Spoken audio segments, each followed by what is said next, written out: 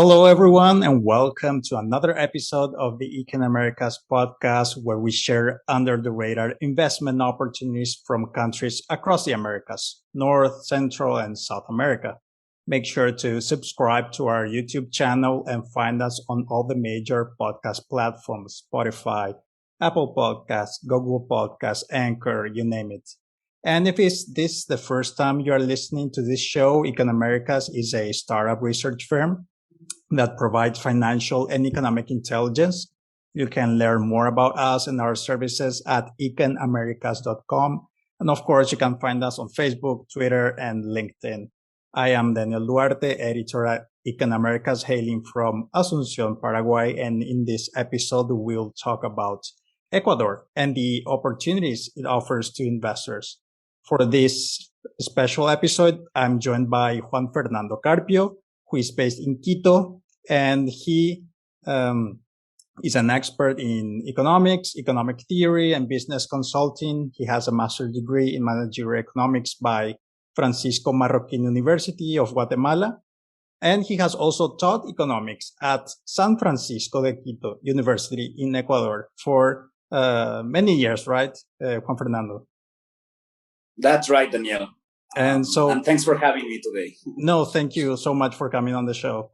So why don't we give our listeners and viewers who may not know much about Ecuador a very brief overview of the Ecuadorian economy today and the main sectors, employment sources, and geographical distributions?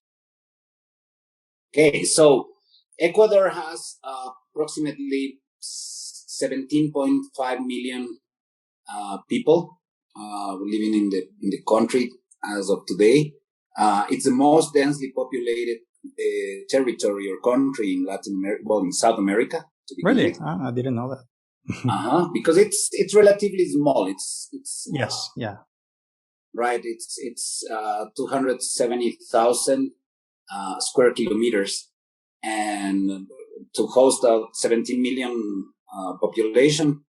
Right. Is quite a lot. The country is currently dollarized. This began in the year 2000 after a huge banking crisis, and people spontaneously began to dollarize.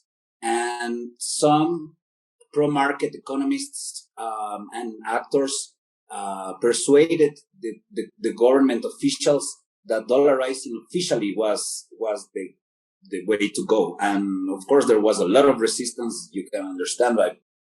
Sure. From people that want inflation and that want the easy handouts and cheap credit, etc. But reason prevailed in this case, and that's probably the only major economic reform that Ecuador has undergone in the last 30 years. It's probably, for some people, it's the only good structural element that Ecuador has. But as for the territory, you asked me how it's composed and what are the sources of employment. So the answer is that because it's a microcosm of South America, this is a very interesting country. If you drive 4 hours to the east, you're gonna be playing with monkeys in your table. You're gonna be in the Amazon jungle. And if you drive 4 hours to the west, you're almost there, almost at the beach in the Pacific Ocean. If you're 4 hours south, you're in the snow, etc. So there's a lot of diversity, and you have basically you have three major regions. Some people say four with the Galapagos Islands, but Galapagos Islands just happen to be there. But these three regions are the coast, which is of course just the plains, and it's very productive from the agricultural point of view. You have the highlands, La Sierra, which is the Andean region, the Andes, and again, it's very productive from the agricultural point of view, but of course a different production. Let's say let's specify in the coast you will have the production of plantains, of bananas. You have shrimp, you have coffee, you have cocoa, you have even chocolate. It's being produced right now. But all of these are primary production, not a lot of added value yet. In the Andes, in the Sierra, you have, of course, a different scenario for production, and it's typically been things like potatoes and maize and that's traditional. Like in the same as in Mexico and in Guatemala and other countries in Latin America, there has been a use and even abuse of maize in the dishes. You have flour exports. You have non-traditional exports like hot chilies, etc. And it's really interesting. It's opening up. And in the third region, or the third major region, is the Amazon, or El Oriente, and this region was mainly devoted to oil for the past 40 years, 50 years now, and that was a problem because, of course, when you have oil in the hands of the state, it's almost always a recipe for centralization and corruption. And Ecuador, of course, was no exception to this. Actually, the only exception in the whole world is Norway.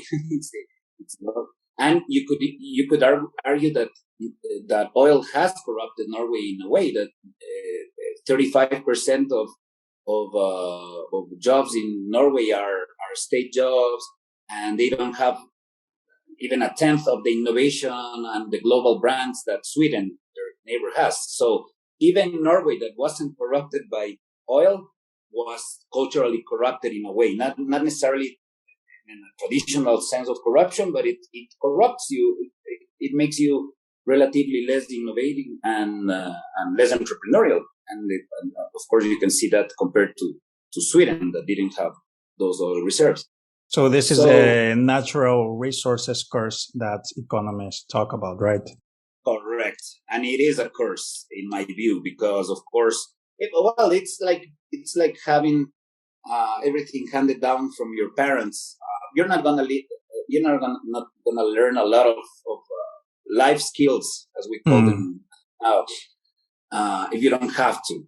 So that's what you have in the Amazon region. But now there's some attempts to have other types of production in the Amazon jungle, in the Amazon region, in the parts that are not jungle. I mean, the Amazonic region is more than just the Amazon jungle or the the reserved parts. Sure. Of it. So there are some attempts to create different kinds of products. For example, you're going to find new products like Sacha Inchi, which is an alternative to peanuts, because of course people think around the world still think peanuts are nuts, and peanuts are not a nut. They are a legume. And, really? Wow, I didn't know that either. Yeah, and that's why it's allergenic for lots of people. And Sacha Inchi is being produced not only in the Oriente in Ecuador, but also in the northwest of Pichincha, of the capital of Quitos province in the northwest. So this is a great alternative, and these kind of substitute products and alternatives to mainstream products are being developed in different places, and things like that are being developed in the Oriente, in the Amazon region. So Ecuador used to be a highly agricultural country, but of course that was the past of all humanity, and progress, of course, means abandoning the fields, because now you can use capital goods to do the same chores. Now you're using a tractor. Now you're using machinery, or irrigation systems, etc. So what's happened is that less than 20% of the population now works in agriculture, of course, or even tied to any sort of food production. And we mentioned Sweden, but it's interesting because 2/3 of Swedes used to work producing food in the year 1870. And after they signed a free trade agreement with France and England, who were 100 years ahead, economically speaking, they began to abandon the fields to use capital goods, capital investments, and now you have less than 3% of people in Sweden working in the production of food. So the same is happening to Ecuador, of course. Construction is a major indicator of and a major source of employment in Ecuador. It's around 8 to 10% of all employment and activity, and then you have a huge diversification among trade, just commerce and other type of investments and activities and services, of course, because since we're leaving those things to machines, services are becoming 20 to 30% of activity in Ecuador. So for the traditional mind, of course, that's like, wow, but what are they going to do? It's services. What are you going to produce? But of course, that's, again, as I said, something from the 18th century where we are still thinking that the production has to be something physical, something material. It makes no sense. Software engineers in Ecuador are famously good. For example, when you press F7, the F7 key in Microsoft Office, the spelling and grammar engine that was built in Ecuador. Oh, really? The grammar check. Correct. In the last 10 to 15 years, not only in Ecuador but on major components. So see, you have software engineering talents here, and overall people that are very good in technical areas. The problem is, Daniel, that we have been isolated from the world for the past 15 years after that government that if I can, I wish not even to name, but that was friends with Venezuela's regime and his vice president, who then took over. Those were 14 years that were lost for Ecuador. No major investment. The big companies, the big families in Ecuador are the same, because nothing resembles more nothing resembles pure classic mercantilistic privileges more than socialism of the 21st century. It's almost as if it was the same exact thing, but with hateful and resentful people on the helm that, talk like communists and do all these horrible things they do. But economically speaking, it's just good old mercantilism. It's the same 100 the same 100 traditional families in Ecuador that don't have to compete with everyone. For example, it's ridiculous. If South America was one big country, of course the production of cars wouldn't take place in Ecuador. It's too small. It's irrelevant compared to the rest of South America. But of course, you have car production here, and you have even if they just do the last parts of the car production, you have to buy the way they have you buy Ecuadorian produced cars or finished cars or whatever, or assembled cars, is by using tariffs, import tariffs. In Ecuador, those are ridiculous. If you buy a car that let's use a round number. Let's say a car is $10,000 in Miami. If you bring it to Ecuador and pay all taxes, it's going to be $22,000. Wow. It's more than, it's the worst. More than double, yeah. More than double. It's horrible. And that's the way they make you buy the Ecuadorian assembled car, like Chevrolet or something, but it's of course it's owned by some Ecuadorian family, the assembly plant, for $18,000. That now is going to look good compared to those 22,000. Sure. So those are the kinds of distortions that were not only not taken away by that socialism of socialist of the 21st century government, but they actually were increased and more complicated, because if socialism has something, is that they don't have the presumption of innocence. They have the presumption of guilt. So instead of assuming people are gonna use their money and and their liberties for doing good things, they assume all the. Of course, they are sons of Rousseau and the French Revolution. They assume that people left free to act are gonna do horrible things. So why not ask them for 8 permits or 13 steps to do something, etc., etc. So Ecuador became and is currently still sort of a small living hell for some traditional activities, etc. But here comes the good news, of course, and I know you're gonna want to talk about the good news next. Right. And let's just back up a bit for those who may not be so up to date with Ecuadorian politics. Well, we were talking about the Rafael Correa administration. Then his vice president, Lenin Moreno, became president. And now there's a new administration of Guillermo Lasso, who used to be a banker. And I was going to ask you this later, but we can talk about the election of Guillermo Lasso. And it seems Ecuador got the opposite of Ecuador, another country in South America that recently had presidential elections. Peru, as people may know, got a very hardline leftist now in power. And it's basically, the election is settled. But in Ecuador, you have Guillermo Lasso. And do you think that means Ecuador is a more fertile ground for the kind of policies that Guillermo Lasso championed? Or was it just a purely sentiment against the previous administration, against the establishment? Sadly, it's a mix of both.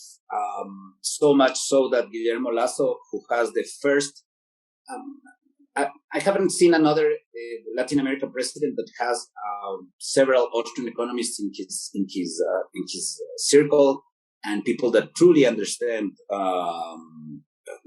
free enterprise and the importance of free trade and investment, etc. So he has very smart people around him.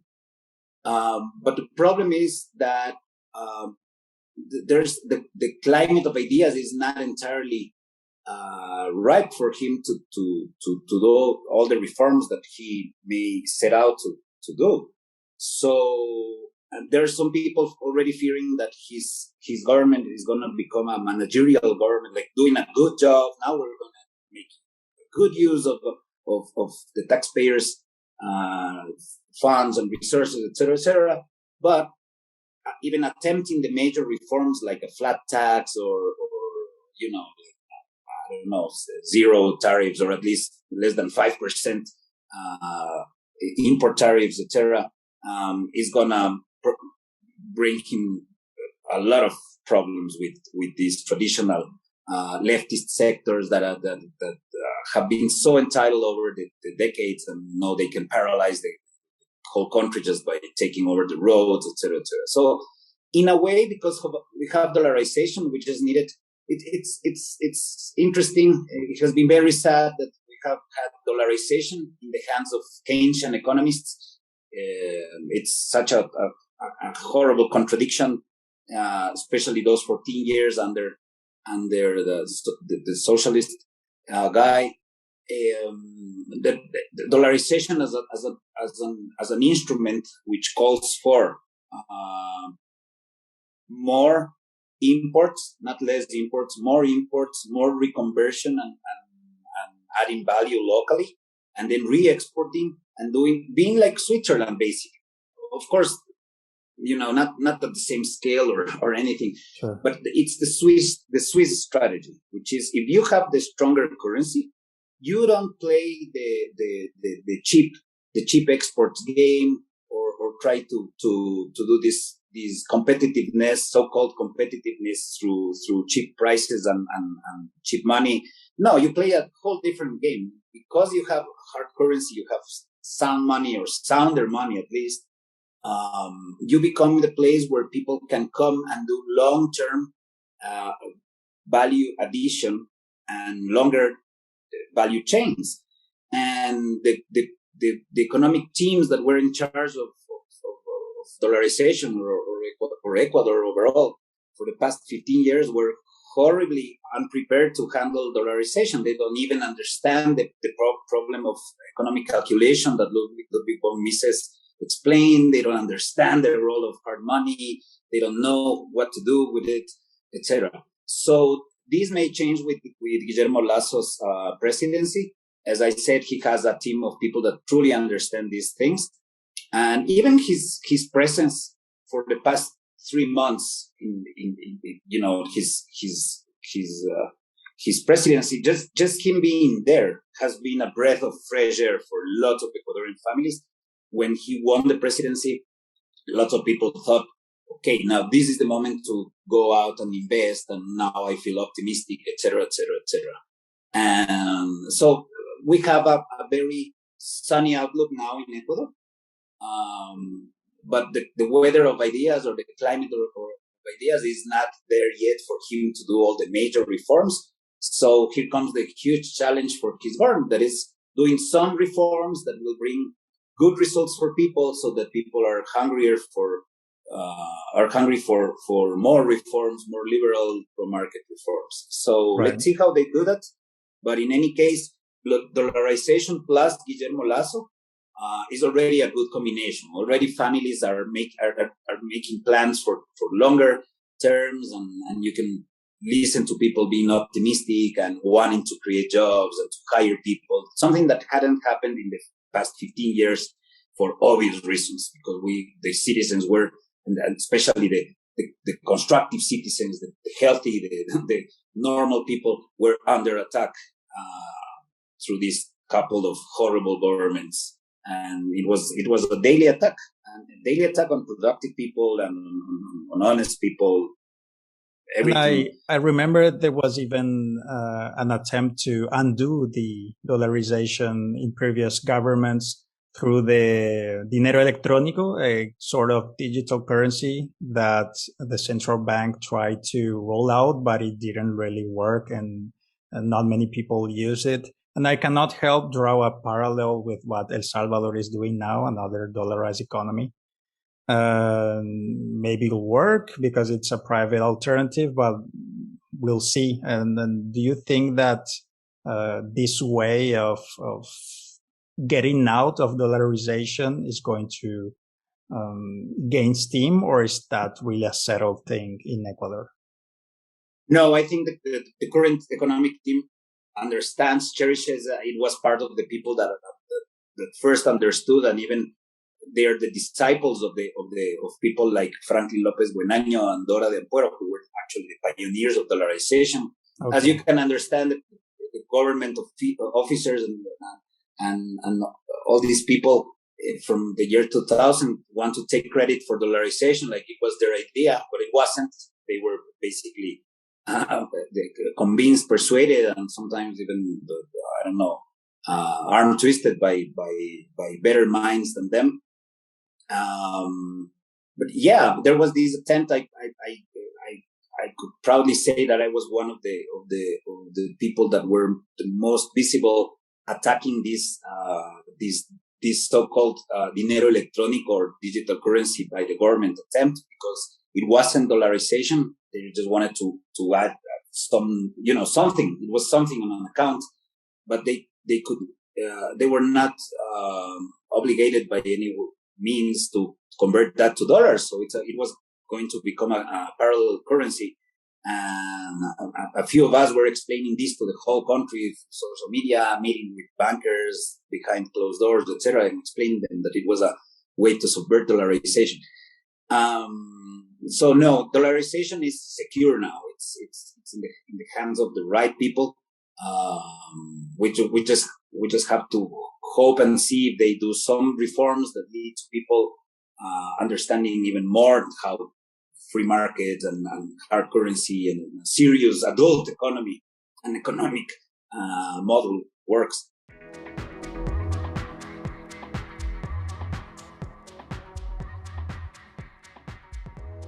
Ecuador's South America's sole dollarized economy is back on the radar of foreign investors.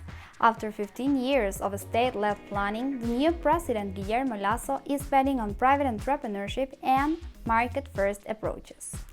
With a market capitalization of $10 billion, the Ecuadorian stock market is a way for investors to profit from rebound.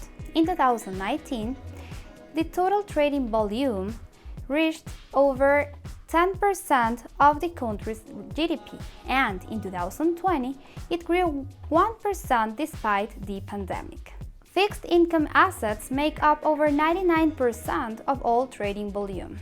In total, 332 private firms are listed on the stock exchanges in the cities of Quito and Guayaquil. Foreign investors have several benefits. Only Ecuador-sourced income is taxed. Ecuador's income and capital gains tax is 25%, so it could be an attractive investment destination for those who have a higher rate in their home countries and earn income in US dollars. However, if they invest in real estate investment trusts or REITs, they do not have to pay income taxes on those dividends.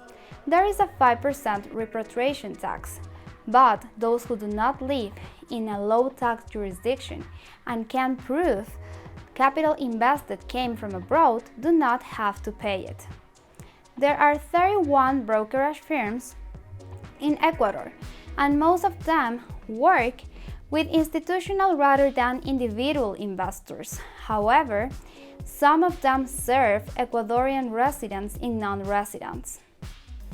Although brokerage firms serve foreign investors remotely and accept international checks or wire transfers, the best way to invest in Ecuadorian stock exchanges is by opening a local bank account. Of course, traveling to Ecuador means an additional cost, so it is only reasonable for substantial investments.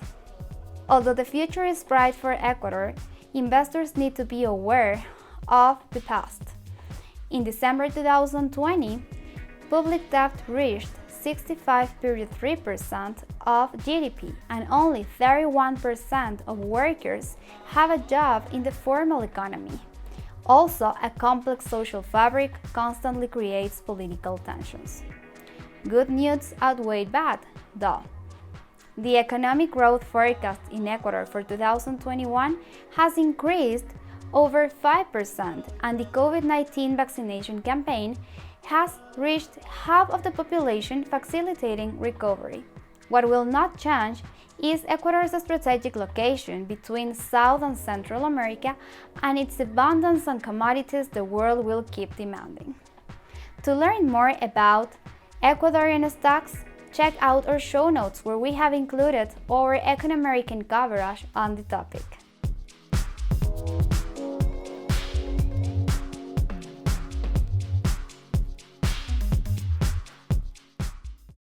Right. And now that we mentioned dollarization, of course, we cannot help mentioning another country that is dollarized, which is Panama. Panama is a very important financial and trading hub in Central America. But we don't see that in Ecuador, or maybe we haven't seen it yet. But what does Ecuador need to become a more trade-oriented country or a more financial-oriented country like Panama is? Okay, so the huge pending reform and the last question leads us perfectly to this one, which is financial integration. Financial integration, which is that's a fancy name for letting international banks operate in your territory. Yes. Panama has more than 60, 70 international banks operating there. And what does that do? That allows the cash balances and also the credit to come easily and flow freely to a territory from the rest of the world.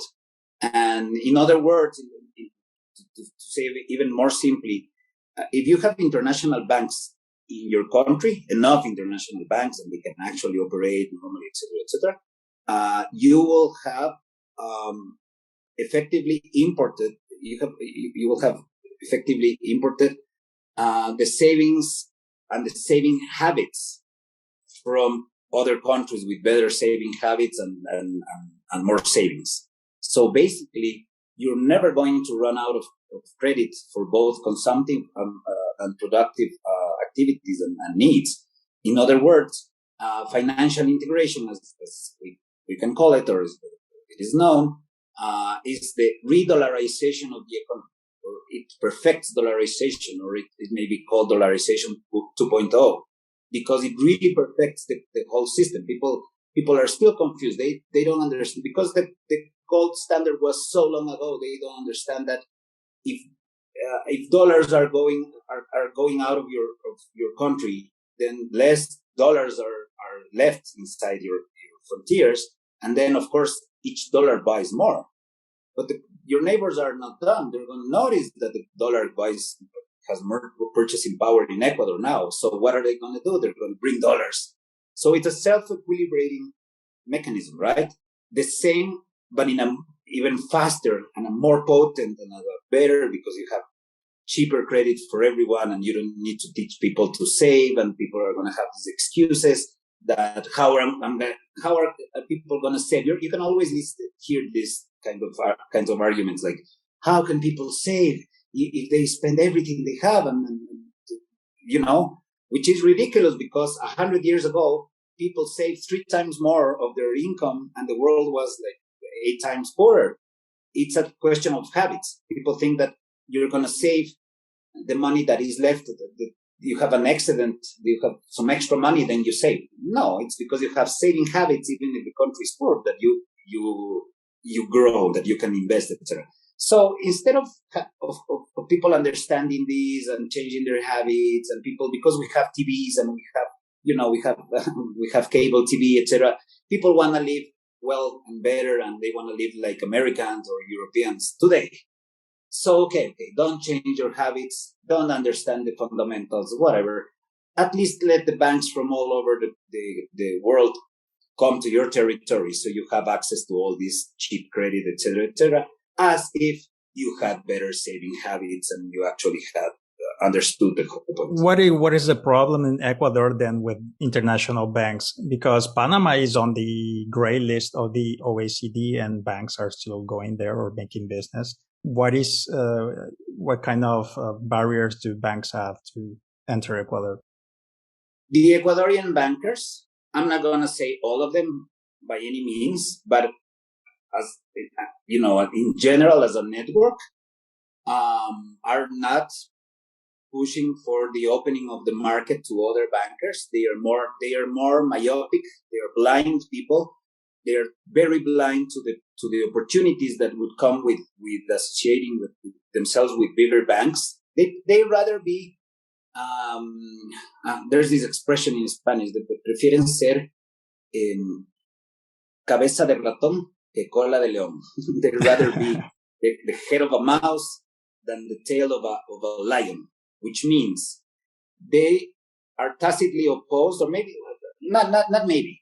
They are opposed to it because it's obvious that if they were pressuring governments for the past decades to open the economy, or to open their sector to international competition and cooperation, because it's not only competition, it's a lot of cooperation that comes too in the form of international banks.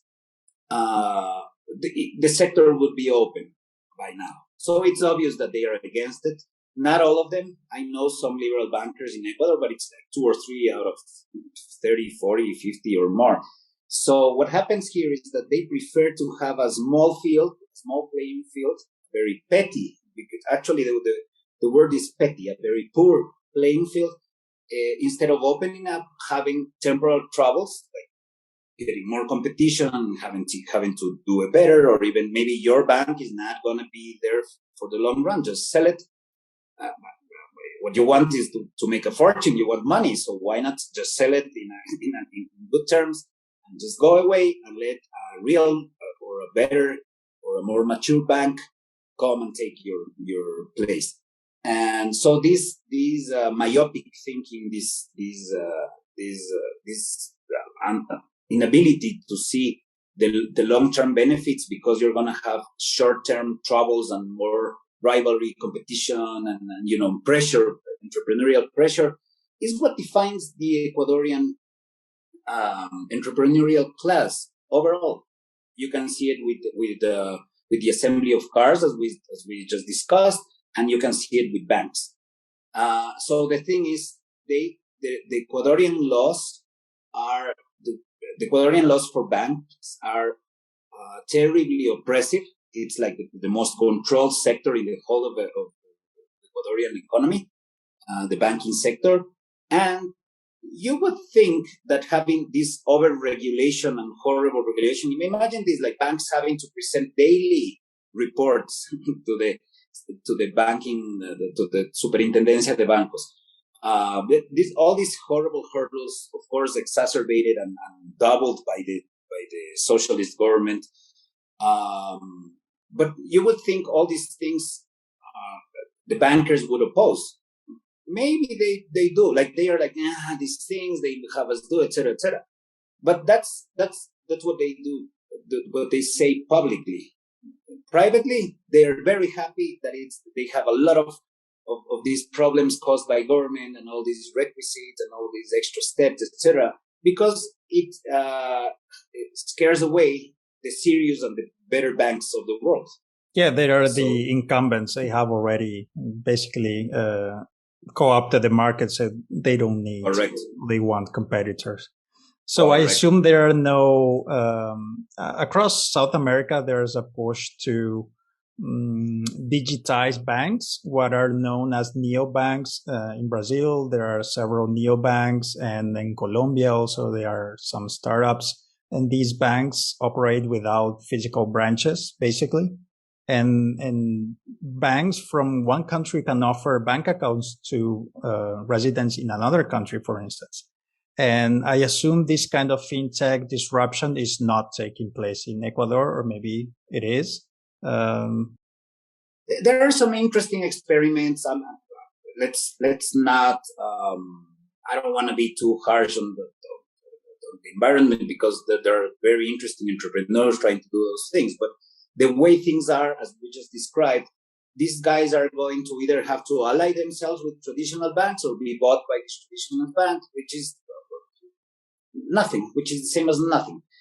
The huge hope for Ecuador is that these free trade agreements and these investment agreements that now we're going to be able to have, thanks to Guillermo Lasso winning the presidency, are going to force Ecuador and Ecuadorian actors to accept these new frameworks, where all these new banks and even crypto solutions, etc., to emerge and to operate. But it's not because the local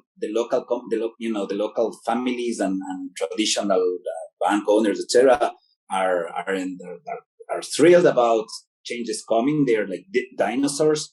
And of course, there are several meteors coming. Crypto is one meteor, neobanks and all these new fintech innovations are another meteor. And of course, I don't know, old age hopefully is another meteor because they're stuck in the 70s.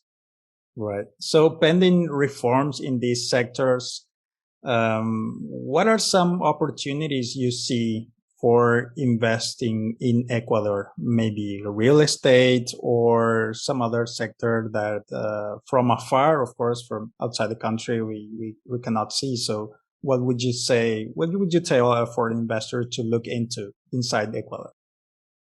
Ecuador is an excellent investment field if you want a high return.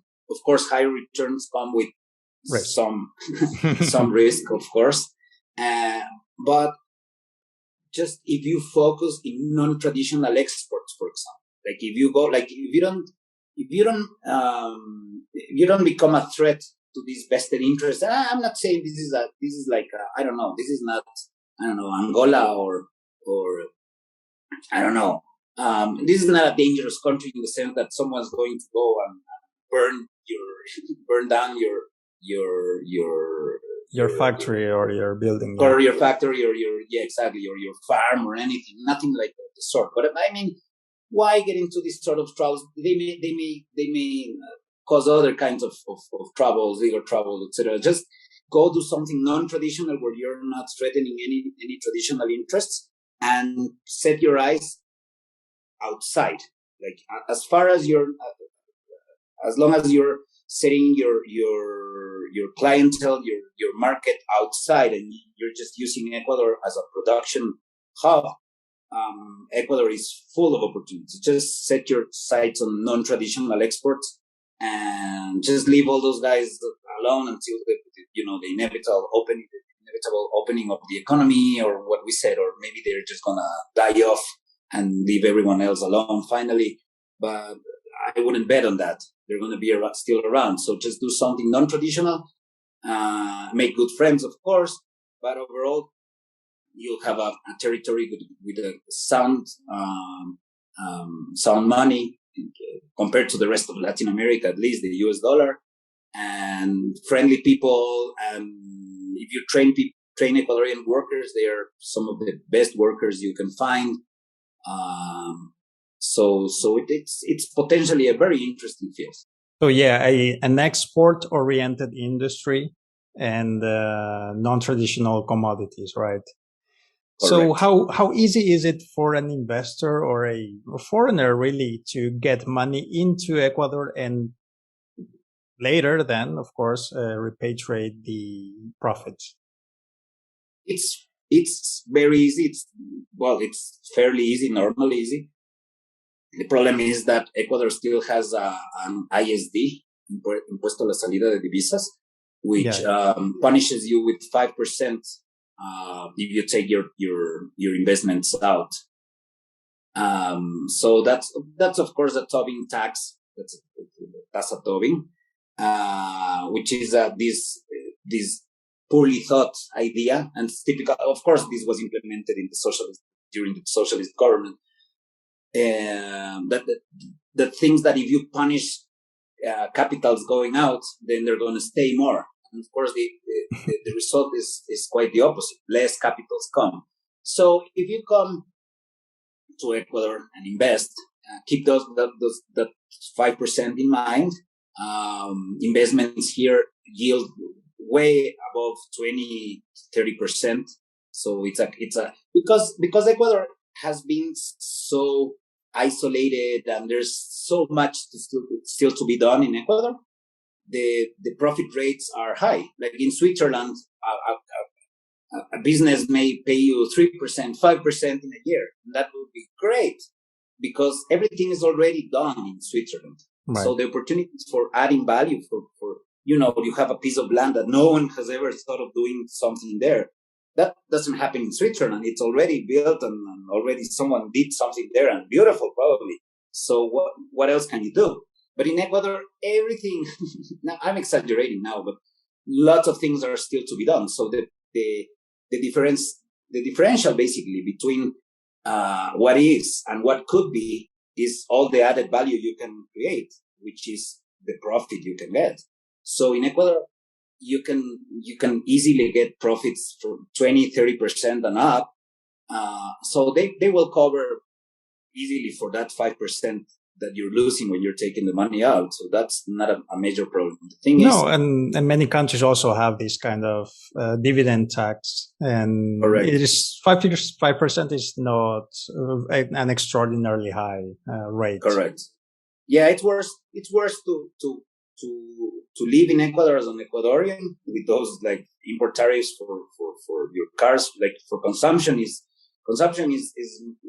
more difficult even than production. Now let's talk about labor laws. Of course, Ecuador has horrible labor laws after this socialist government, and that began in 2007. And already we had a Marxist inspired labor code since the 1930s. So, for example, you have mandatory 15% of profits that has to be split by law among workers in a company. which is ridiculous. It doesn't exist in any other part of the world. In Mexico, it's 5%, but a 15%. And of course, this comes directly inspired by Karl Marx's ideas that hiring a worker is exploiting by itself.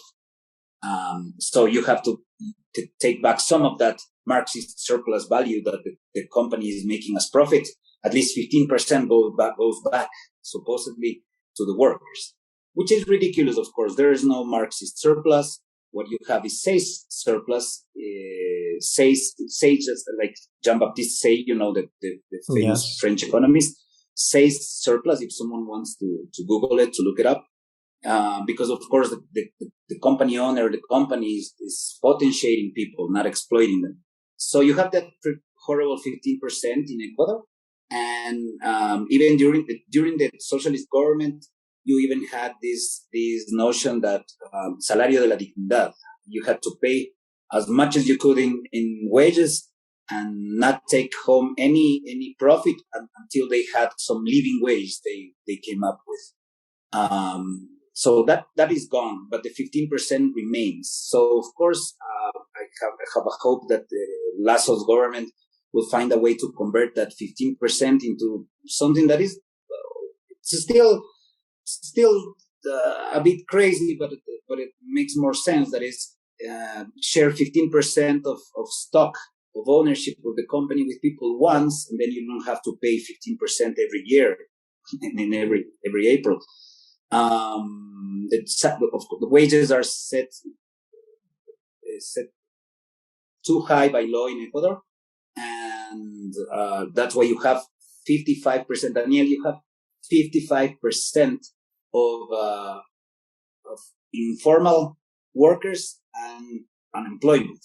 Like you have 10% open or official unemployment, but then you have another 45% people that work and don't report their activities to the state, to the government, because of the cost of formality. So you have 55 out of 100 Ecuadorians in working age, población económicamente activa, that are either unemployed or underemployed. Which is underemployed is just a euphemism to say people that are smart and don't report their things to the government and to the state, because it's a cost benefit doesn't analysis. Yeah, and I assume these kinds of regulations and labor law discourage employers from taking in more employees, because then they will have to redistribute even more of the profits. So if you're going to sell products to Ecuadorians, they either don't have the purchasing power, or they are unemployed themselves. That's why I said Ecuador is a good investment field if your plans are producing something to be exported. For export, right. Correct. Because in that way you have good income and you can pay those local wages easily. Mm-hmm.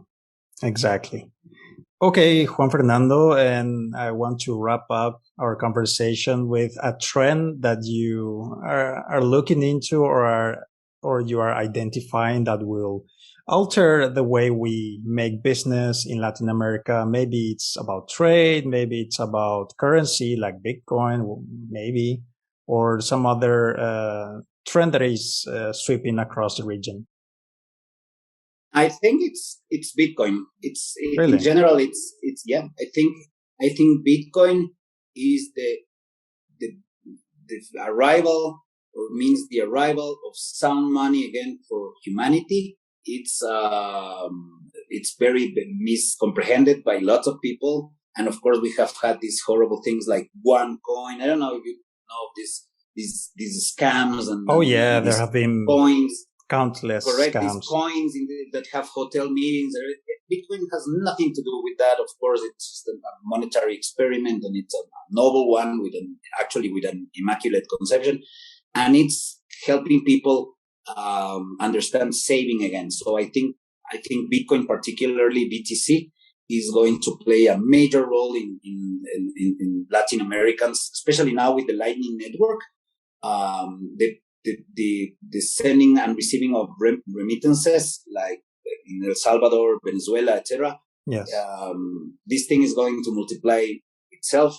And when people have hard money and they have ingrained trust again, like a sound institution again, it's going to do for the whole of Latin America what dollarization has done for Ecuador. That even if you have the worst possible socialist populist governments, you're going to, a part of your wealth is going to be well protected, and that will change your degrees of your levels of optimism and your outlook for the future in a major way. That's very interesting. We had an episode with Cristobal Pereira, who is a crypto entrepreneur from Chile, and he was mentioning that remittances is a very solid use case in Latin America. And of course, you have all these countries whose populations have lost faith in their currencies, like Venezuela, Argentina, and nowadays they are turning to Bitcoin, not to dollars. Well, of course, many of them are, but those who cannot get their hands on dollars or because dollars are so expensive, and they turn to cryptocurrencies. And I think this is another, like dollarization you mentioned, this is keeping governments on their toes, or will keep those governments on their toes, because if the basic currency of their policies are too, now you have an alternative. Yeah, they have an alternative, and they can easily, just turn their smartphone. You don't have to go to any shady corner of the street to buy dollars, risk getting arrested. You can just use your smartphone, which everyone has in Latin America. So I think that's a very interesting trend. Okay, Juan Fernando, we'll include the links to your website and your social media in the show notes. So people go to ecanamericas.com/podcast and you'll get there all the links. And send us your comments, your suggestions. Who do you want us to interview next? And Juan Fernando, a final thought? I think win-lose games are dying in the world, politics and inflationary money and the war, etc. And the future is bright. We're going into a future of win-win games, freedom, and lots of innovation. Perfect. See you next time.